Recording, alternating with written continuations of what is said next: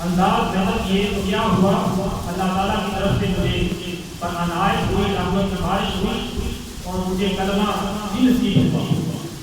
میں نے کلمہ وہ ہوا، پھر مسلمان ہوا، میں کلمہ پڑھ کے لا الہ الا اللہ محمد رسول اللہ، اس کے بعد مسلمان ہو کر میں بتا اور اب میں جنت کی باغوں کی سیر کر رہا ہوں۔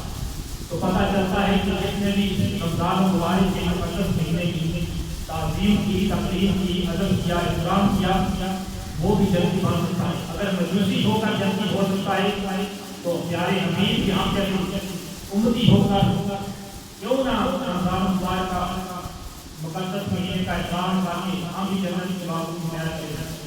لیکن افسوس کہ آج ہم دیکھتے ہیں کہ کھلے عام یہاں کھانا پینا جاری رہتا ہے، کھلے عام اشیاء جو ہیں کھائی جا رہی ہیں، کوئی اعتراض نہیں کہ رمضان کا مقدس مہینہ ہے، اللہ کا مہینہ ہے، شاہ رمضان کہ اللہ تعالیٰ کا پاک مہینہ ہے، تعلق کیا جائے، اسلام کے جائے۔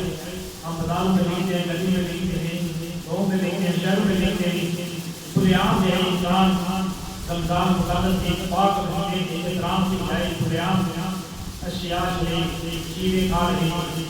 اللہ تعالیٰ ہم سب کو اجتناب کرنے، اس پاک مقدس مہینے کا ادب کرنے اور صحیح معنوں میں اس کا حق ادا کرنے اور اس مقدس مہینے میں نماز تراویح کو ادا کرنے اور ہر ایک کو ساتھ بھلائی کرنے کی توفیق عطا فرمائے۔